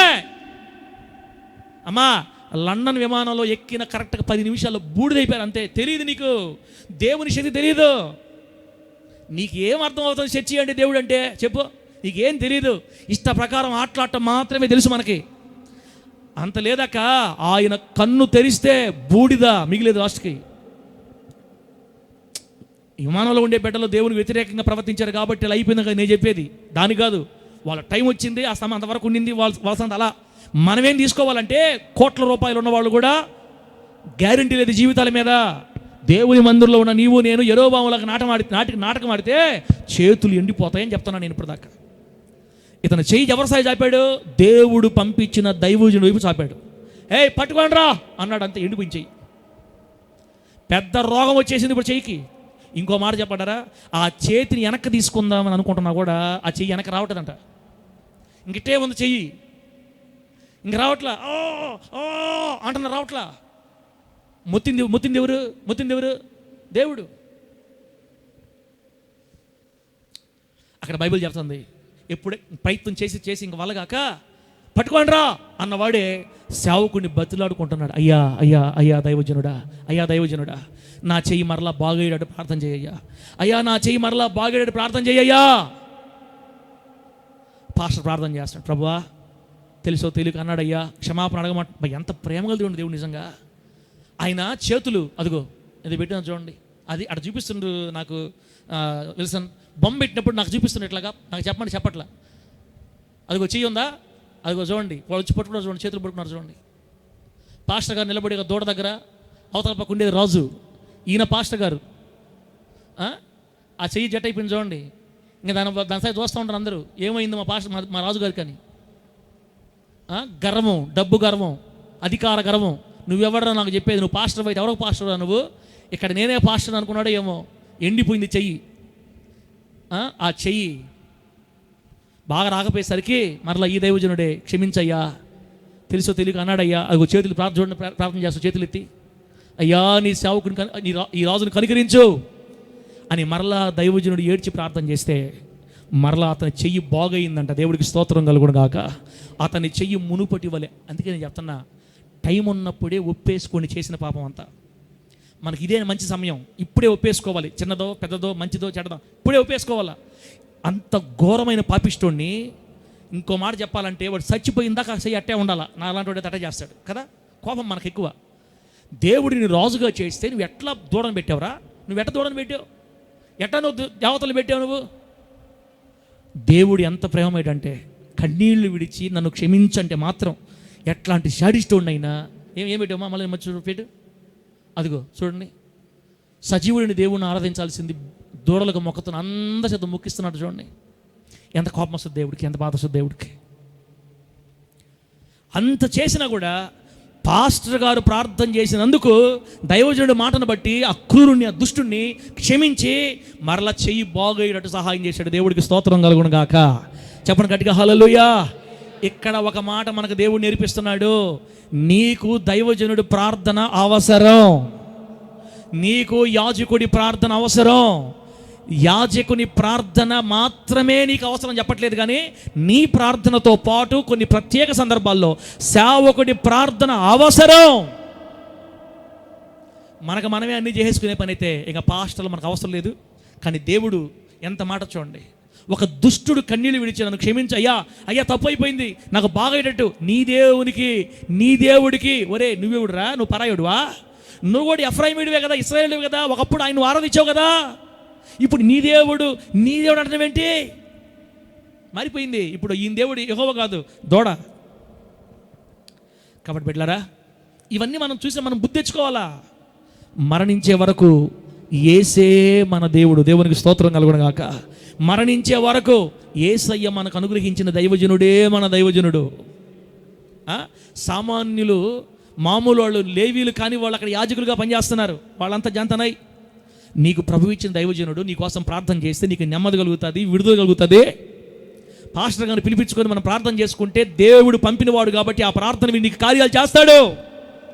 ఈరోజు ఎటైపోయిందంటే అసలు పాస్టర్లకు చెప్పడమే మానేశారు సంఘం. మన సంఘం కాదులే, అన్ని సంఘాలు అట్టే ఉన్నాయి. చిన్నది చేసినా పెద్దది చేసినా ఏది చేసినా అంతా అయిపోయిన తర్వాత ఇప్పుడు ట్రెండ్ అని చెప్పమంటారా? అయిపోయిన తర్వాత చెప్తున్నారు మనకి. నిన్న అడగ పోయిచ్చామన్నా, ఏంది అయిపోయిన తర్వాత, ముందు చెప్పట్లే, ఇప్పుడు అంతా మారిపోయింది. పాస్టర్ గారు నీకు ఒక మాట చెప్ప, షాక్ న్యూస్ చెప్తాను. ఏందన్నా? బీరువా కొన్నాం సార్. సరే బీరువా కొన్నారేమో, ఇప్పుడు ప్రార్థన చేయలేమని అన్న. ఏం ప్రార్థన చేద్దామా? ఇప్పుడు తెచ్చారన్నా? ఇప్పుడు తెచ్చారా? వారం అయిపోయింది సార్. వారం అయిపోయిందా? బీరువా తెచ్చింది వారం క్రితం. పాస్టర్కి చెప్పేది ఇప్పుడు షాక్ న్యూస్. కొత్త వస్తువు తెచ్చినప్పుడు మామూలుగా పాస్టర్ గారు ప్రార్థన చేయించుకొని ప్రారంభిస్తారు ఏ వస్తువు అయినా, అది క్రమం మామూలుగా. ఇప్పుడు 21వ శతాబ్దం క్రైస్తవులుగా ఎన్ని జాంతనాయ్. పాస్టర్కు ప్రార్థన చేస్తే 100 రూపాయలు ఈ బల్లి నోరు మై ఏమంటా పెట్టాడు ఈ దేవుడి శిష్టాన్ని యాడ పెడతావా? ఆయనకంటే మనం 3000 ఈఎంఐ కడతాం, అది వస్తువు వచ్చింది కదా. పాస్టర్కి మనం 100 రూపాయలు ఇస్తేట ఇస్రాయల్ పాస్టర్ పెద్ద అయిపోతాడు అనుకున్నారు. ఏమో మేము బీరువా తెచ్చాం సార్. ఇప్పుడు వారం క్రితం సార్. అది ఇప్పుడు ఎందుకు చెప్పావు? ప్రార్థన చేద్దాం. ప్రార్థన చేయమని కాదులే, మామూలుగా చెబుదామని. అవునా, సరే లెక్క, అట్టలే. నా కోపం వచ్చింది బాగా. నువ్వు ఏం చేస్తావు ఈ బిడ్డకు అనుకున్నా. ఇప్పుడు బీరువా నిండా ఇరుకులు వేసేసినాములు. అవి ఎట్ట పోతాను అర్థం కావట్లే, ఎట్ట వస్తాను అర్థం కావట్లే. బీరువా నిండా ఇరుకులే. బీరువా బాగా ప్రేమించి కొనుక్కున్న చీరలు వాటిలే కొట్టిని పోయి. అప్పుడు ఆ మధ్య అనిందంట భర్తతోటి, సార్ ప్రార్థన చేయించుకొని ఉంటే ఎలుకలు రాకుండా ఉండి. సార్ అబద్ధం చెప్తాను, నిజం చెప్తున్నా చెప్పు. మీరు అడిగితే ఆ బిడ్డ బాధపడదు కాబట్టి పేరు చెప్పట్లే మీకు. ఆ బిడ్డకు ఎలుకలు వచ్చినాయి, మీకేం వస్తాయి? షాకులు ఇస్తున్నారు సేవకులకు. ఇప్పుడు మామూలుగా అయితే దైవజనులు ప్రార్థన చేయించుకొని ఏ వస్తువుని తెచ్చుకోవాలా. మా రోజుల్లో మేము చిన్నప్పుడు ఎట్టుండేదంటే పోతా పాస్టర్ కథకు వచ్చి ప్రార్థన చేయించుకొని పోయేవాళ్ళు, అట్టుండేది కాలం. ఇప్పుడు అట్లా షాక్ న్యూస్, మేము అది కొన్నామండి, మేము ఇది కొన్నామండి. ఇప్పుడు ఏందండి ప్రార్థన చేయాలా? వదిలే, మామూలు చెబుదామని. మారిపోయింది, రోజులు మారిపోయినాయి. మీరు జాగ్రత్తమ్మా. దైవజనుడు ప్రార్థన చేస్తే కనికరించిన దేవుడు దుష్టుడికి కూడా చేయి బాగు చేశాడు. దేవుడికి స్తోత్రం కలుగును గాక. దైవజనుడి ప్రార్థన, మీకు ఆత్మీయ తండ్రిగా ప్రభు ఉంచిన దైవజనుడు మీకు ఆశీర్వాదం. మనసులో పెట్టుకుంటారు, బుద్ధి తెచ్చుకుంటారు, జ్ఞానం తెచ్చుకుంటారు. చిన్నదైనా పెద్దదైనా సేవకుని ప్రార్థనతో మరి ప్రారంభించుకోవటం, అది దేవుడు నియమించాడు కాబట్టి ఈ క్రమాన్ని, అది మీకు ఆశీర్వాదం బిడ్డ, అది ఆశీర్వాదం. రాజులు యుద్ధానికి పోయేటప్పుడు ప్రార్థన చేసుకోపోతారా? వచ్చిన తర్వాత ప్రార్థన చేసుకుంటారు చెప్పండి? బైబిల్లో రాజులు యుద్ధాలకు పోయారు, ప్రార్థన చేసుకుని పోయారా? తర్వాత చేసుకుందాం పోయారా? మీరు పాత నిబంధన చదవండి, యాజకులే ప్రార్థన చేసి యుద్ధానికి బోర్రలు వస్తారు. ఈ యెరోబాముకి రెహబాము కొడుకు అబీయాకి యుద్ధం జరగద్ది. ముందుకు పోతే 14:15 దగ్గర పోతే జరగద్ది. ఆ యుద్ధంలో అబీయా ముందు బూరలు ఊది ప్రార్థన చేసే యాజకులు ముందుండి ఉన్నారు కాబట్టి యెరోబాము మీద అబీయాకు జయమిచ్చాడు దేవుడు. దేవునికి స్తోత్రం కలుగునుగాక. నీ ఇంటి ముందు బూరలు ఊదే సేవకులుండి నీకు ఆశీర్వాదం బిడ్డా. నీ అంతటి నువ్వే పొందుకునే పని ఇంత అవసరం లేదు. అట్టని నేను ప్రతిసారి చేయమని చెప్పడంలా. బీరువాకుంటే ప్రార్థన లేకుండా నాకు అర్థం కాల. ఎలుగులు రావా రేపు బైక్ అంటావు, బైక్ ప్రార్థన చేయించుకున్నావు అనుకో, హల్లెలూయా. ఇంక చెప్పను ఇప్పుడు బాంధం అనుకుంటాడు, ఎవరు చెప్తాను ఇది నాకే తగులుతున్నట్టుంది, ఇది నేను మీకు కాదులే అన్న, మామూలుగా చెప్తున్న విషయం చెప్తున్నా. నేను చెప్పేది కొత్త బండ్ల గురించి. సెకండ్ హ్యాండ్ బండ్లైనా కొత్త బండ్లైనా మనం ప్రార్థన చేసుకుంటే మంచిది బిడ్డలారా. అన్నా తెలియక కొంతమంది చేసి ఉండొచ్చు. నేను అంటే మీ క్షేమ కూడా చెప్తున్నా. అంటే మన బండిలోని యాక్సిడెంట్ అయిపోవాలి కదా నేను చెప్పేది. ఆ ఎలుకలు కూడా ఎందుకు అన్నానంటే కోపం తట్టుకోలేక అన్నానులే. మనకి ఎలుకలు ఎందుకు వస్తాను? నా బిడ్డలు ప్రార్థన చేయించుకున్నా బాగుండాలా, చేయించుకోకపోయినా బాగుండాలి. ఆమె చెప్పండి గట్టిగా. మీకు ఎలుకలు వచ్చినా నాకే దెబ్బ, నాకే బాధ, ఇంకేదైనా నాకే బాధ కదా. కాకపోతే సమయం వచ్చింది కాబట్టి సేవకుల్ని ముందు పెట్టుకొని బూరలు ఊదించుకొని పనిలోకి వెళితే అది మీకు ఆశీర్వాదం అని చెప్పడానికే నా ప్రయత్నం అంతా. దేవుడు మిమ్మల్ని ఆశీర్వదించును గాక. చెప్పండి గట్టిగా హల్లెలూయా. ఈరోజు అంశం పేరు ఏంటంటే ఇప్పుడు చెప్పే అంశం పాస్టర్ గారు ఇంకెప్పుడు ముగిస్తావు? నేను ఇంకా చెప్పని లాపేస్తా. నేను ఏం చెప్పాలనుకున్నానో అది ఎటుపోయిందో నాకే అర్థం కాల. కానీ ప్రభు ఎవరితో మాట్లాడాలనుకున్నాడో మాట్లాడేస్తుంటాడు నాకు తెలిసి. నేను అనుకుంది ఒక రూటు, ఇది పోయింది ఒక రూటు. కానీ ప్రభు ఎవరితో మాట్లాడాలో మాట్లాడేసి ఉంటాడు. ప్రభుకు స్తోత్రం. మంచిది. ఈరోజు అంశం పేరు రాసుకోండి. యాజకునిపై తిరగబడిన యెరోబాము కడగండ్లు. యాజకునిపై తిరగబడిన యెరోబాము కడగండ్లు. యాజకులపై తిరగబడితే కడగండ్లు తప్పవు అని చెప్పింది మనకి వాక్యం. యెరోబాము చాచిన చెయ్యి ఎండిపోయింది, కష్టం వచ్చి పడింది. మామూలు జబ్బు కాదు, చెయ్యి కూడా వెనక్కి లాగలేనది, సచ్చుబడిపోయిన చెయ్యి. సేవకుల మీద తిరగబడినా, సేవకుల మీద ఎదురు తిరిగినా, సేవకుల గురించి అబద్ధాలు మాట్లాడుకున్నా, సేవకుల గురించి నవ్వుకుంటా కిన్నెలు చేసి మాట్లాడుకున్నా, సేవకుల్ని మనసులో దూషించినా కడగండ్ల పాలవుతారని దేవుడు ఈరోజు మనకు చెప్పాలనుకున్నాడు. బుద్ధి తెచ్చుకుందాం యెరోబామును చూసి. ప్రభువు నామానికి మహిమ కలుగును గాక. గట్టిగా చెప్పండి హల్లెలూయా. ఆత్మీయుడవు, పరిశుద్ధుడవు. చప్పలు కొట్టు. ఆమేన్. స్తోత్రం.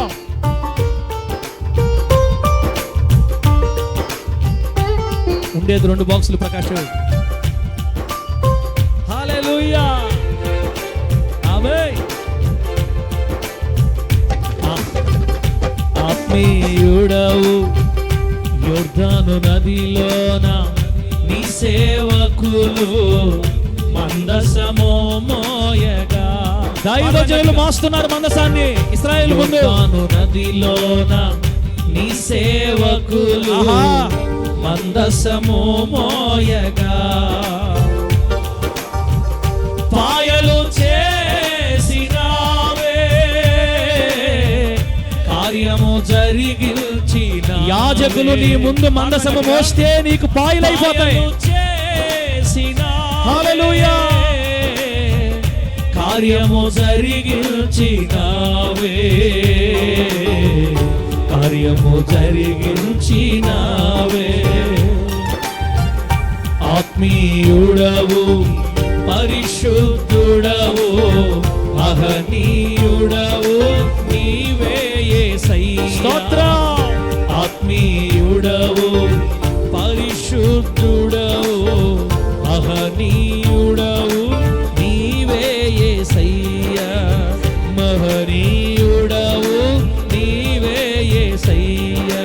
మహనీయుడా, ఆత్మీయుడా, పరిశుద్ధుడా, నా మహనీయుడా. మహనీయుడా, పరిశుద్ధుడా, ఆత్మీయుడా, నా మహనీయుడా. ఆత్మీయుడవు. చప్పలు కొట్టాలా బిడ్డ. ఈరోజు నీకు సేవకుడి విలువ అర్థం అవ్వాలి, యాజకుడి విలువ అర్థం అవ్వాలి నీకు.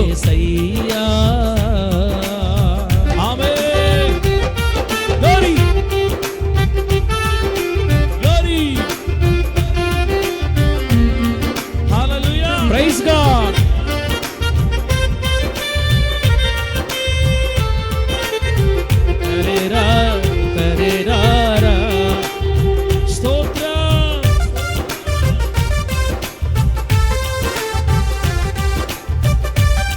minutes 40 5. దాగోను గుడిలో దైవజనుడు సంసోను భారముతో ప్రార్థించగా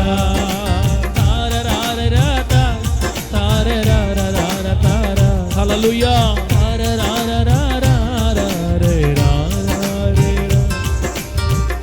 దాగోను గుడిలోన దైవజనుడు సంసోను భారముతో ప్రార్థించగా శత్రువును కూల్చినావే కార్యము జరిగిల్చినావే శత్రువును కూల్చినావే కార్యము జరిగిల్చినావే కార్యము జరిగిల్చినావే మహనీయుడా పరిశుద్ధుడా పరిశుద్ధుడా నా మహనీయుడా హల్లెలూయా మహనీయుడా పరిశుద్ధుడా మహనీయుడా నా మహనీయుడా ఆత్మీయుడవు పరిశుద్ధుడవు మహనీయుడవు నీవే యేసయ్యా హల్లెలూయా సాల్లెవయ్యా హల్లెలూయా. అక్క అర్థమైందిలే. నేను పోయిన వారం ఈ వాక్యం ఎక్కడ చెప్పుంటే ఈ వారం ఎప్పుడో మన చివరికి వెళ్ళిపోయి ఉండేవాడమే. అటు ఇటు మారింది కాబట్టి మీకు అర్థమైంది చెప్పేదానికి 7 దాకా వచ్చాం. పర్వాలేదు, 10-15 నిమిషాలు ఆపేస్తా. మాట అంటే మాట. అవును పాస్టర్ గారు, మీరు భలే మాట మీద నిలబడతారు. మాట అంటే మాట. ఇప్పుడు ఒక ప్రశ్న మీకు ఏంటంటే, పాస్టర్ గారు లేకపోతే, యాజకులు మన ముందు లేకపోతే మనకు ఆశీర్వాదం ఉండదు. ఓకే, మేము నమ్ముతాం. సరే, బీరువాలో ఎలుకలు వచ్చినాయి కాబట్టి మేము కూడా జాగ్రత్త పడతాం. ఎందుకు మళ్ళీ మేము ఎలుకని తెచ్చుకోవాలి? సరేలే, నువ్వు ఇంత చెప్తున్నావు కదా. నేను చెప్తున్నాను కాదు అన్న, దేవుడే చెప్తున్నాడు. ఇందాక మనం పాడాం కదా, యాజకులు మనస్సును తీసుకొని ఇజ్రాయేలు అందరికంటే ముందు దిగారు. ఎక్కడ దిగారు చెప్పండి? ఎక్కడ దిగారక? యోర్దాను నదిలో. ఇది ఎక్కడ? యెహోషువ నాయకత్వంలో యోర్దాన్ దాటి ఎరుకోకు వస్తారు. ఇప్పుడు మందసము మోస్తున్న దైవజనుల అరికాళ్ళు నీళ్ళకు తగలగానే ఆ రాయబడిన మాట, నీళ్లు ఏకరాశిగా నిలిచిపోయాయి. దారి ఏర్పడింది. దేవుడికి స్తోత్రం కలుగునుగాక. ఏమి ఇంతమంది ఉన్నారు కదా, దేవుడు తనకు తానే చీల్చేయచ్చు కదా. మోషే లేకపోతే ఎర్ర సముద్రం చేరదు. మందసము మోసే యాజకులు లేకపోతే యోర్దాను చేరదు. అంటే దాని అర్థం ఏంటంటే, మమ్మల్ని మేము హెచ్చించుకోవటం కాదమ్మా, మీకు ఆత్మల కాపరిగా మమ్మల్ని దేవుడు నియమించాడు. కాబట్టి ఖచ్చితంగా మీ మనసుల్లో దేవుడు సేవకుని పట్ల ఒక బాధ్యత కలిగి ఉన్నాడు అనేది మీరు తెలుసుకోవాలి. ఇప్పుడు కొంతమంది అంటారు ఏమని, సార్ మీ కోపం ఎక్కువ, మీరు వీడియోలో ఏదంటే అది మాట్లాడేస్తున్నారు, మరి ఆయన ఏంది రాజుగారి దగ్గరికి వెళ్ళి బలిపేటమా అని తిడితే కోపం రాదా? పట్టుకోండి రా. ఒకవేళ ఏదైనా జరుగుతుంటే ఏందా ఆ పాష సంగతి ఏంది? అసలు మీకున్న కోపం ఆయనకున్నట్టుంది అంటే ఈ మాట రాసుకో, పెట్టుమది. దేవుడు పిలిచి ఎన్నుకున్న సేవకుల యొక్క క్షేమం, అదిగో దాన్ని రాసుకోండి. సేవకుల గురించి ఇది మాట. తన సేవ నిమిత్తమై పిలిచి ఎన్నుకొని పంపించిన సేవకుల యొక్క క్షేమం. దేవుడు పంపించిన సేవకుల యొక్క క్షేమం, కాపుదల, భద్రతకి దేవుడే జవాబుదారి. ఆయన తన సేవకులకి హాని కలగనివ్వడు. అంతే. సేవకుల బాధ్యత ఎవరిదే? పిలిచి పంపించిన దేవుడిది. యెరోబాము రాజు చేతిలో హాని కలగకుండా సేవకుని కాపాడాల్సింది ఎవరు? పంపించిన దేవుడే. అందుకే కాపాడాడు కదా. కాబట్టి మా విషయం మీరేం టెన్షన్ పడాల్సిన అవసరం లేదు. పంపించిన దేవుడే అన్నీ చూసుకుంటాడు. బిడ్డలారా, మనం కానుకలు ఇవ్వలేకపోయినా, దేవునికి సమృద్ధిగా ఇవ్వలేకపోయినా, ఒకవేళ మన సంఘంలో పేద బిడ్డలు ఎక్కువగా ఉన్నా ఏం పర్వాలే, పిలిచిన దేవుడు అన్నీ చూసుకుంటాడు. కాబట్టి సేవకుల క్షేమం దేవుడి చేతుల్లో ఉంది. కాబట్టి ఇంకా మనకేం ఇబ్బంది లేదు అని చెప్పి అనుకోకుండా మీరు మా గురించి ప్రార్థన చేయాలి. ఇప్పుడు పాయింట్ దగ్గరికి వెళదాం. ఏం పాయింట్ అది? యాజకుని అంశం పేరు ఏంటి? యాజకునిపై తిరగబడిన యెరోబాము కడగండ్లు కష్టాల్లో పడిపోయాడు కదా, చెయ్యి ఎండిపోయింది కదా. ఇప్పుడు ఒక మాట చదివేసి ఇంక ముగిచేద్దాం. ఒక మాట చదివి రోమపత్రిక 13వ అధ్యాయం 1-2 వాక్యాలు చూడండి. ఇది మంచి మాట. ఇది రోమపత్రిక 13వ అధ్యాయం 1-2 వాక్యాలు. మళ్ళీ పెడుదులేమా వాక్యం పెట్టు. అప్పుడప్పుడు పెడుతుంటే రాసుకుంటారు వీళ్ళు. రోమపత్రిక 13వ అధ్యాయం 1-2 వచ్చిన చూడండి. ప్రతి వాడును పై అధికారులకు లోబడి ఉండవలెను, ఏలయనగా దేవుని వలన కలిగినది తప్ప మరి ఏ అధికారమును లేదు, ఉన్న అధికారములు దేవుని వలన నియమబడి ఉన్నవి. 2వ వచనం. కాబట్టి అధికారమును ఎదిరించువాడు దేవుని నియమమును ఎదిరించుచున్నాడు. ఎదిరించువారు తమ మీదికి తామే శిక్ష తెచ్చుకొందురు. చూసారా, భూమి మీద కొన్ని అధికారాలు ఉన్నాయి. రాజకీయ నాయకులు పెట్టింది దేవుడే, పోలీసులు పెట్టింది దేవుడే, లాయర్లు పెట్టింది దేవుడే, జడ్జీలు పెట్టింది దేవుడే, ఈ ప్రభుత్వాలను నియమించింది దేవుడే, సంఘం మీద సేవకుని నియమించింది కూడా దేవుడే. కాబట్టి అధికారాలకు ఎదురు తిరిగితే తమ మీదకి తామే శిక్ష తెచ్చుకుంటారని రాయబడింది అక్కడ. సేవకుని మీదకి ఎదురు తిరిగినా, సంఘం మీదకి ఎదురు తిరిగినా, ఎవరో యెరోబాము ఏ విధంగా అయితే శ్రమలు తెచ్చుకున్నాడో దేవుడు చెప్తున్నాడు, దేవుడు నియమించిన అధికారుల మీదకి ఎదురు తిరిగితే తమంతట తామే శిక్ష తెచ్చుకుంటారు. కాబట్టి బిడ్డలారా, మనం దేవుని మహాదయను బట్టి మన సంఘాలు ఎదురు తిరిగే బిడ్డలు ఎవరు లేరు కాబట్టి మీకు తెలుసుకోవాలని నేను చెప్తున్నాను. ఈ మాట గుర్తుపెట్టుకోండి. దేవుడు పిలిచి ఎన్నుకొని పంపించిన సేవకుడికి ఎదురు తిరిగితే ఎన్ని కష్టాలు పడ్డారో బైబిల్లో టకా టకా టకా గుర్తు చేసి ముగించేస్తా. ఆ ముగించే ముందు ఇంకొక మాట చదువుదాం. 13వ అధ్యాయం హెబ్రీ పత్రిక తీయండి. ఈ మాట కూడా హెబ్రీ పత్రిక 13వ అధ్యాయం 17వ వచనం. హెబ్రీ పత్రిక 13:17 ఉంది. చక్కని మాట. అక్కడేమో ఎదురు తిరిగితే తమ మీద తామే శిక్ష అన్నాడు. ఇక్కడ చూడండి, హెబ్రీ పత్రిక 13:17. మీ పైన నాయకులుగా ఉన్నవాళ్ళు లెక్క ఒప్ప చెప్పవలసిన వారి వలె మీ ఆత్మలు కాయిచున్నారు, వారు దుఃఖముతో ఆ పని చేసిన ఎడలా. చూసారా, మీ నాయకులు మీరు ఎదురు తిరిగారు అనుకోండి, మీరు ఎదురు తిరిగి తిరగబడారు అనుకోండి, సేవకులు సంతోషంగా సేవ చేయలేరు, ఇక దుఃఖం నీ విషయంలో దుఃఖపడతా ఉంటారు. ఎప్పుడైతే వాళ్ళు దుఃఖంతో ఆ పని చేస్తారో మీకు నిష్ప్రయోజనం, ఇక మీకు ఆశీర్వాదం ఉండదు, మీరు నిష్ప్రయోజకులుగా మారిపోతారు. కాబట్టి దుఃఖముతో కాక ఆనందముతో నాయకులు మీకు పరిచయం చేసేటట్లుగా వారి మాట విని వారికి లోబడి ఉండండి. ఇంకెంతకంటే మనకేం వాక్యం అవసరం లేదు తమ్ముడా. యెరోబాము తిరగబడ్డాడు యాజకుని మీద, చెయ్యి ఎండిపోయింది. దేవుడు పంపించిన దైవజనుడు నీకు అప్పగించినప్పుడు, సేవకుడి దగ్గర అప్పగించినప్పుడు, ఆ అధికారానికి, ఆ వ్యక్తిని నాయకుడిగా పెట్టింది దేవుడే కాబట్టి ఆ అధికారానికి ఎదురు తిరిగితే తమ మీదకి తామే శిక్ష తెచ్చుకుంటారు. ఇక్కడ ప్రభువు చెప్తున్నాడు, మీ నాయకులు, మీ సేవకులు, మీ బోధకులు, మీ మీద ఉన్న దేవుని దాసులు మీ విషయమై దుఃఖంతో కానీ సేవ చేస్తే మీకు నిష్ప్రయోజనం. కాబట్టి మీకు ఆశీర్వాదం కలగాలంటే దుఃఖంతో కాక ఆనందంతో వాళ్ళు ఆ పనిచేసేటట్లు వారి మాట వినండి, వారికి లోబడి ఉండండి అని చెప్పాడు దేవుడు. ఇప్పుడు యెరోబాము నుంచి మనం బుద్ధి తెచ్చుకోవాల్సిన విషయం ఏంటంటే, దేవా, నాకు అప్పగించిన సేవకుడు, నువ్వు మాకు అనుగ్రహించిన దైవజనుడు, దాసుడు, చిన్నోడైనా పెద్దోడైనా, నిన్ను బట్టి మేము ప్రభువా దైవజనుడు మాట విని లోబడి ఉంటాం తండ్రి. ఏ రోజు కూడా నా వల్ల మా సేవకుడు కళ్ళల్లో కన్నీళ్లు రాకూడదు. ఏ రోజు కూడా నా వల్ల నా దైవజనురాలు కానీ దైవజనుడు కానీ ఆడకూడదు. నాకు ఆ భాగ్యం కావాలి. నా ఆత్మల్ని కాసే నా దైవజనుడు ప్రార్థనలో కూర్చున్నప్పుడు నేను గుర్తొస్తే నా గురించి కన్నీళ్లు విడిచి సంతోషంతో ప్రార్థన చేయాలి. నా గురించి ఒక మాట ఎక్కువ చేయాలి. నేను అవసరమైతే ఆ చోటు సంపాదించుకోవాలి. కృపణీ ప్రభు అని సేవకుల్ని ఎప్పటికీ నేను బాధ పెట్టకూడదు ప్రభు అని యెరోబామును బట్టి ఈరోజు మనం బుద్ధి తెచ్చుకోవాలి. దేవునికి స్తోత్రం కలుగును గాక. ఒకవేళ చేస్తే మనకే ఇబ్బందనా? అక్కడ యెరోబాము చెయ్యి ఎండిపోయింది. ఇప్పుడు ఏం జరిగిందో టకా టకా టకా చెప్తా, రాసుకోండి. నంబర్ 1, టకటక దాతాను, అబీరాము, కోరాహులు. మీకు తెలుసు, ఇజ్రాయేలు అరణ్య యాత్ర 40 సంవత్సరాల్లో ఈ మోషే మీదకి అహరోను మీద తిరగబడిన గుంపిది. దాతాను, అబీరాము, కోరాహు, వీళ్ళు ముగ్గురు తిరగబడ్డారు. ఏమైంది చెప్పండి? సంఖ్యాకాండం 16వ అధ్యాయం ఉంటుంది. ఈ మాటలన్నీ ఏం జరిగింది చెప్పండి? భూమి నెర విడిచి మింగేసింది అందరిని, అంతే. అర్థమవుతుందా? సేవకుల మీదకి ఎదురు తిరిగిన ఏ ఒక్కడిని కూడా దేవుడు బైబిల్లో వదలలేదు. అట్ ద సేమ్ టైం నీతిమంతులైన విశ్వాసుల మీదకి తిరగబడ్డ ఏ సేవకుని కూడా దేవుడు వదల్లా. భక్తిపరులైన విశ్వాసుల మీద కూడా కావాలని దువ్వబట్టి కొంతమంది పాస్టర్లు ఉంటారు, మంచి బిడ్డలు. చందన ఉన్నాడు, చందన్న నేను గంట సేపు మాట్లాడుకున్నాం. కొన్ని విషయాలు చెప్పాడు నాకు, కొన్ని విషయాలు మాట్లాడుకున్నాం మేము. కొన్నిసార్లు నాకు ఎదురు తిరుగుతాడు ఒకసారి అంటున్నాను. కానీ నేనేమంటాను, చందన మాట్లాడే ప్రతి మాటలో యథార్థత ఉంది, నిజమే. నేను ప్రభు దగ్గర అడుగుతా, ప్రభువా ఒకవేళ అది నీ చిత్తం అయితే అలా జరగని, బిడ్డలు సంతోషపడాలా, ఆత్మీయతను కోరుకునే బిడ్డల ద్వారా అదృష్టం నాయనా.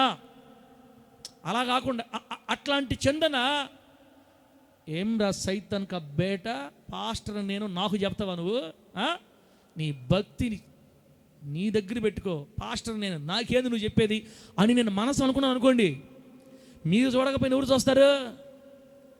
ఊరు ఎవడో ఒకడు చూస్తారు కానీ స్వామి అంటారా? అమ్మా ఎంత కుమార్తె టైము? గంట 5 నిమిషాలా? సరే 5 నిమిషాలు అయిందట్లమ్మా, ఇంకొక నిమిషాలు ఆపేస్తా అంటనే ఉండవులే. అయిపోయిందిలేమ్మా, కొంచెం భోజనం చేసి వెళ్ళిపోదాం కానీ దేవుడి కంటే ఎక్కువే ఉంది. చెప్పండి ఏం చెప్పాను? పోయింది, ఇంకా పోయింది. ఇప్పుడు దేవుని మీదకి తిరుగుబాటు, భక్తి పరులైన విశ్వాసుల మీదకి, అంటే పరిశుద్ధతను కోరుకునే విశ్వాసుల మీదకి పాస్టర్ గారు కానీ కోపం పెట్టుకొని కావాలని వాళ్ళు అడగదుకాడు అనుకో, పరలోక ప్రభుత్వం నా పక్షాన్ని నుంచి చందన పక్షంకి వెళ్ళిపోద్ది. పరలోక ప్రభుత్వం అవతల పక్క వెళ్ళిందంటే తాట రేగిపోద్ది పాస్టర్కి ఎవరికైనా కూడా. న్యాయం 2 పక్కలు ఉంటుంది. అందుకే మన దేవుడు మంచి పేరు ఏంటంటే, మన మినిస్ట్రీ పేరు పక్షపాతం లేని న్యాయాధిపతి. పాస్టర్ల పక్షాన మాత్రమే ఉన్నాడు దేవుడు, నీతిమంతులైన విశ్వాసుల పక్షం కూడా ఉంటాడు. కాబట్టి ఇక్కడ మోషే అని అహరోను దేవుడు కోరుకున్నాడు. వీళ్ళు ముగ్గురు లేచి నువ్వే పాటలు పాడాలా, నువ్వే వాక్యం చెప్పాలా, మీదేనా, మేము లేవా, మేము లేవీలం కదా అన్నారు. భూమి నెరవిడిచి మింగింది వేసినామలు అంతే. రెండో పాయింట్, తమ్ముడి మీద అక్క అన్న సనిగారు. ఎవరు చెప్పండి? ఎవరు? మోషే మీద ఎవరు సనిగారు? ఏమో రాసున్నావా? లేదు కదా, ఫోటోలు తీసుకున్నావా? ఓకే. ఎవరు? మోషే మీదకి సొంత అక్క మిరియాము అన్న సనిగారు. మోషే భార్యని బట్టి అంట. మరి కుటుంబ గొడవలు, చిన్న చిన్న కుటుంబ గొడవలు మీకు తెలుసా? సొంత ఇంటోళ్ళు కూడా పాస్టర్ మీద తిరగబడితే దేవుడు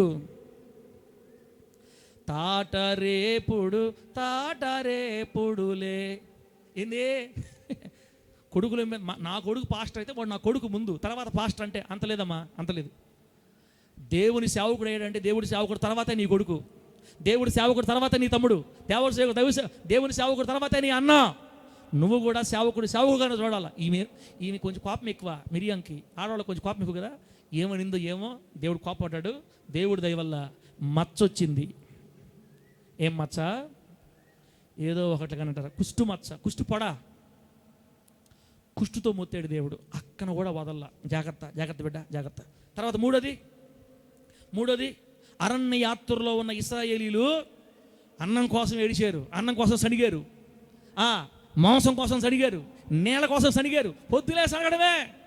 చూసి కోపం ఉండబట్టలేక దేవుడు ఏం పంపించారు చెప్పండి? నాగరాజా. ఏదే మిడునాగులు పంపించాడు వాళ్ళ మధ్యలోకి. దైవజనుడికి ఎదురు తిరిగి, దేవుడికి ఎదురు తిరిగి ఊరికి ఏడస్తూ ఉండేసరి కోపం తట్టుకోలేక మిడునాగులు, ఇజ్రాయేలు అరణ్యంలో ఆకులు రాలిపోతున్నారు అంతే కరుస్తూ ఉంటే. అలా జాగ్రత్త. తిరగబడ్డ వాళ్ళు ఎవరిని దేవుడు వదల్లా. తర్వాత సమూయేలు ప్రవక్త మీద, దేవుని మీద తిరగబడిన సౌలు రాజు, అమాలేకులు ఏది ముట్టదని చెప్పాడు దేవుడు మన పక్కన పెట్టి మనుషుల కోసం దూడలు బర్రెలు తీసుకొచ్చుకున్నాడు, గొర్రెలు తీసుకొచ్చుకున్నాడు. అయిపోయింది. సమూయేలు మీద తిరగబడ్డాడు, దేవుడు చూశాడు. బిడ్డలారా, ఇజ్రాయేలు రాజుల చరిత్రలో తలా మొండెము వేరై భయంకర సమాధి జరిగిన సౌలుకు ఒకడే. దేవుడు మనల్ని వదిలేస్తే మనం బతకలేమక్క. మన పక్షాన దేవుడు ఉండాలా. మన పాస్టర్ మనల్ని వదిలేసినా పర్వాలేదు కానీ దేవుడు మనల్ని వదలకూడదు. దేవుడికి స్తోత్రం కలుగునుగాక. గట్టి చెప్పు హల్లెలూయా. తర్వాత ఇదే సీను, ఉజ్జియా అనే రాజు బలిపీఠం మీద దహన బలి చెల్లించాడు. పాస్టర్ చేయాల్సిన పని ఉజ్జియా రాజు చేశాడు. తప్పు చేస్తున్నావు అంటే పాస్టర్ మీద కోపడ్డాడు. నువ్వు చెప్పాను నా తెలీదా అన్నాడు. అంతే. చూస్తా ఉండగానే కుష్టు. ఉజ్జియా రాజుకు కుష్టు. 2వ దినవృత్తాంతాలు 26వ అధ్యాయం 16వ వచనం ఈ మాట. తర్వాత 2వ రాజు గ్రంథం 1వ అధ్యాయంలో ఏలియా ప్రవక్త మీద అహాజ్యా రాజు తిరగబడ్డాడు. ఆ కర్మేలు ప్రవక్త ఏలియా ఉంటాడరా, పోయి పిలుచుకోరా పండ్రా అని ఒక అధికారికి అతని కింద 50 మందిని పంపించి పిలవండ్రా పోయి అన్నాడు. ఈ 50 మంది పెద్ద పిస్టేజ్లో వచ్చి ఏలియా ఏమనుకుంటా మమ్మల్ని అహాజ్యా రాజు పంపించాడు, రా దిగిరా అన్నారు. అప్పుడు దైవజనుడు ఏమన్నాడంటే, ఒరే నేను సేవించుతున్న దేవుడు నిజముగా నేను ఆయన సేవకుడిని అయితే, దైవజనుడిని అయితే నిన్ను నీ 50 మందిని ఆకాశం నుంచి అగ్ని దిగుచ్చి కాల్చాలరా అన్నాడు. అంటా ఉండగానే పెద్ద మంట దిగుచ్చేసింది ఆకాశం నుంచి. 50 మంది ఈ నాయకుడు బూడిద అయిపోయారు. మళ్ళీ ఇంకో టీం వచ్చింది, బూడిది. మళ్ళీ 3వ టీం వచ్చింది. ఈ ఎముకలు చూసి బూడిద చూసి మోకాళ్ళుంచి బతిలాడుకున్నాడు, అయ్యా దైవజనుడా దిగిరా అయ్యా, ప్లీజ్ అయ్యా, నా ప్రాణాన్ని ప్రియముగా ఎంచయ్యా, అగ్నోదయ్యా అయ్యా, అగ్నోదయ్యా.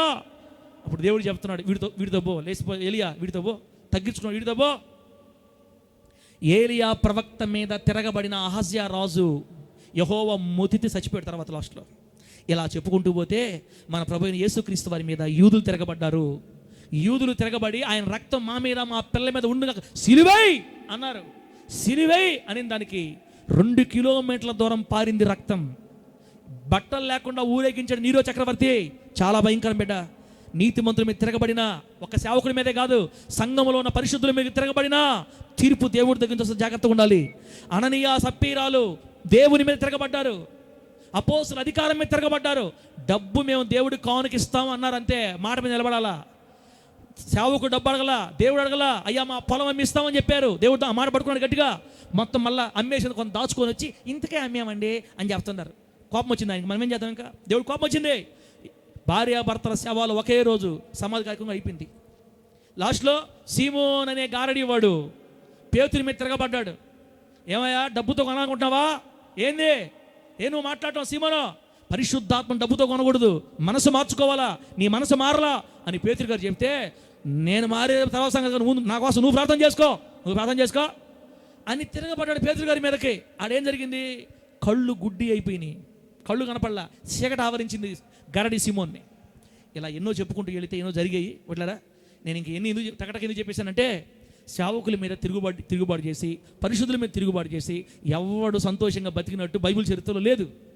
ఇప్పుడు కూడా ఈ 21వ శతాబ్దంలో కూడా ఈ హోలీ జడ్జి ప్రార్థనా మందిర్లో కూడా, నా పిల్లలారా, దేవుడిచ్చిన బిడ్డలారా, ఇంతవరకు మీరు తిరగలేదు, ఇక మీదట కూడా ఇలాగే సాగిపోదాం. అందరూ కలిసిమెలిసి దేవునికి స్తోత్రం కలుగును గాక. చెప్పండి గట్టిగా హల్లెలూయా. దైవజనుడు ప్రార్థనలో కూర్చుంటే నీ ఫోటో ముందుకు వచ్చినప్పుడు సంతోషంతో, ఆనందంతో, ఇంత మంచి బిడ్డనిచ్చావు ప్రభు అని ఆనందకరమైన కన్నీళ్లు విడవాలి నీ కోసం. అయ్యా బిడ్డ కష్టాల్లో ఉన్నాడయ్యా, అయ్యా బిడ్డ అప్పుల్లో ఉన్నాడయ్యా, లేవనెత్తయ్యని నీ గురించి దైవజనుడు కన్నీళ్లతో, ప్రేమతో ప్రార్థన చేయాలి. దుఃఖంతో కాదు, సంతోషంగా నీ గురించి ప్రార్థన చేయాలి.